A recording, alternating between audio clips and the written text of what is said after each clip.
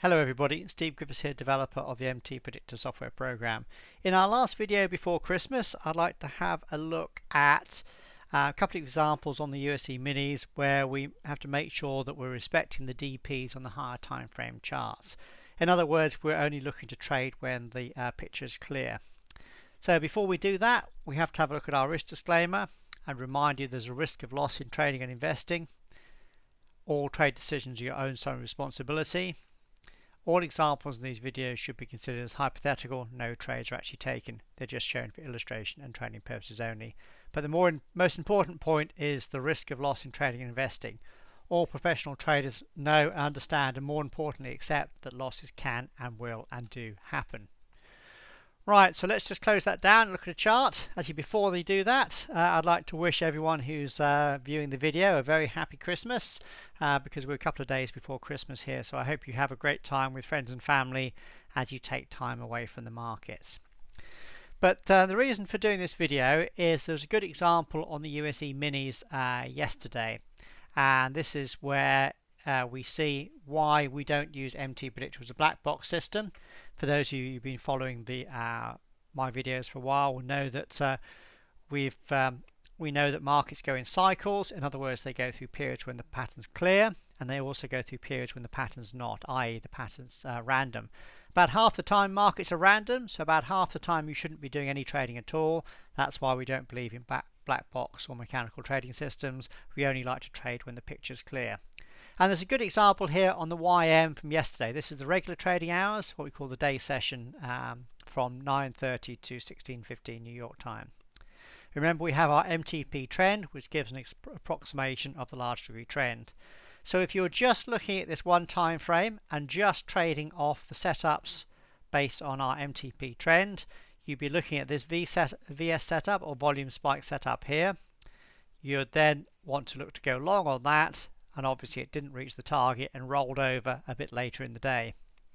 You would have missed this TS3 sell setup because it was against a blue MTP trend, or you may have said, well, actually I'm waiting till perhaps this Holy Grail trade setup here. Why? Because Holy Grail trade setups, as we explained in other videos, are catching the end of a wave 2 to then look to trade the wave 3 where the profits are large in relation to the initial risk. You can see this one didn't go very far before it rolled over again, and there were a couple of other losing trades here that were also in the direction of the blue MTP trend. So if you're just blindly following this as a mechanical trading system just on this one time frame, you'd have had quite a hard day with some losing trades and some trades that didn't go as anticipated. But let's now do what we always do, and what we teach in MTPredictor is go to the higher time frame chart. Remember, the higher time frame is a time frame between 3 and 5 time frames higher. So if you're on a 3-minute chart, it will be the 15-minute chart. If you're, say, trading the 15-minute Forex, it will be the hourly, or perhaps if you're trading daily stocks, it will be the weekly chart. Now for this, we use our DPs on the higher time frame. So I just want to take our chart back to early in the day and show you that here was the last pivot low. You can see that quite clearly on the chart. This is the 15-minute chart. You'd right mouse click, do decision point. Can you see how this was on the chart there in advance, even before the market got there?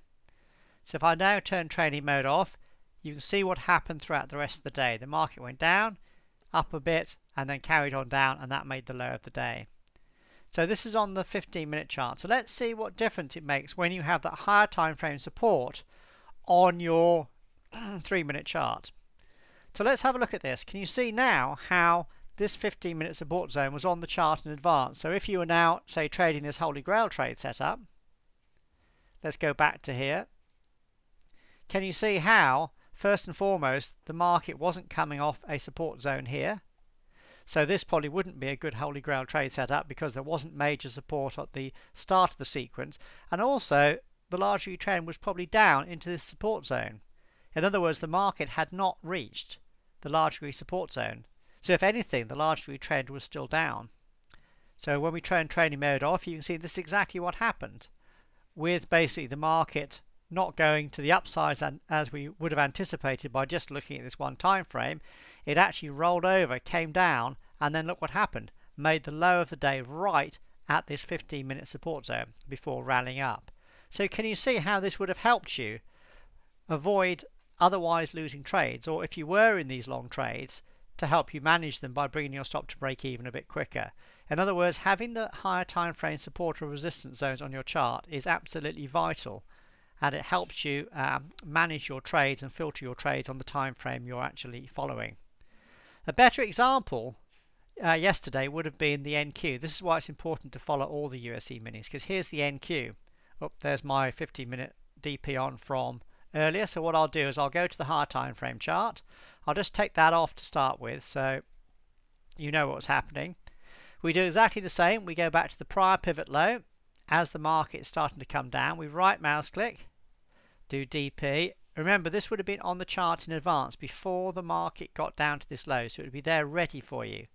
Let's see how the chart looks differently compared to the YM, because can you see now how the NQ came down and then made its low of the day at the 15-minute DP.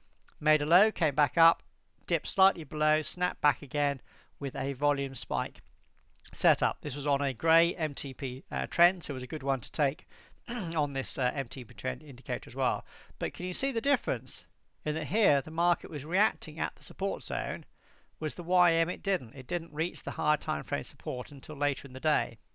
So that's why these long trade setups were not good to take, but this VS SPY setup here was. If we place the analysis on, you can see the market went up into the first target for a nice 2.1R. You'd have also been avoiding these sell setups here, because again the market was reacting off this support zone, therefore the large view trend was up. The market actually went a bit further here. If I clear everything off, you can see the market carried on rallying, and if I right mouse click on this high, do Elliott wave intermediate, you can see how this rally unfolded as a perfect 5-wave sequence, with the high here coming in right at the typical wave 5 WPT. So this is a good example of a 5-wave sequence as found by our Elliott wave routine that we have in MTPredictor. Remember, this is using the Elliott wave in isolation, where we only look to analyze the market at that point in time, because we know that Elliott waves can't be on the chart 100% of the time because of the cyclical nature of trading. So that was a good example of our Elliott wave tool. But the main reason I wanted to do this video was to show you how, by double checking your higher time frame support and resistance zones, you would have chosen the long trade on the NQ because this setup was coming in at higher time frame support, whereas the long trade setups we had here on the YM weren't. In other words, it didn't reach its large degree support until the later of the day. So this is why we teach that MTPredictor is not a black box system just to be followed blindly. You should basically use the higher time frame charts to put on your support and resistance zones, and then only trade when the picture's clear, when everything comes together for a nice, clear, clean picture. Quick look at the ES. It did come in as a support zone off, I'll just take that off the last swing into that high there, but basically it was going sideways. There weren't any setups at all. If we looked at the 15-minute chart, it basically wasn't getting there at all. If anything, there was a TS2 sell came in halfway through the day that then rolled over as it started to go back down. So the ES, there weren't really any setups at all on the ES. But the best setup of the day, as I've already shown, was on the NQ, which basically caught the very low, or the setup was off the very bar of the low of the day, because it came in at higher time frame support and resistance. The ones on the YM were ones to be avoided. So hopefully this is just a good little video just to remind you that MTPredictor is not a black box system. Basically we want to see when the pattern's clear, but more importantly when it's clear and reacting to support or resistance of the higher time frame DPs. When it does that, then you get better setups, and as in this example, the market rolled over because it hadn't reached its higher time frame support zone, and the NQ did. So hopefully a good video to show you how best to use MTPredictor, in particular how best to use the higher time frame support and resistance zones when the picture's clear. That's the most important thing. Remember, markets are random half the time, and you shouldn't be doing any trading because the pattern's not clear.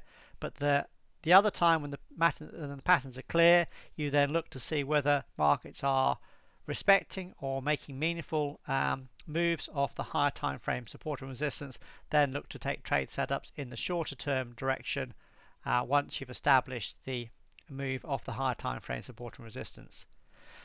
So the last thing it just leaves me to do is again to wish you all a very, very Merry Christmas, and hope you have a good time with friends and family, and we look forward to be back in the new year and seeing what 2018 is going to bring for us all. Thanks very much everybody, and happy Christmas.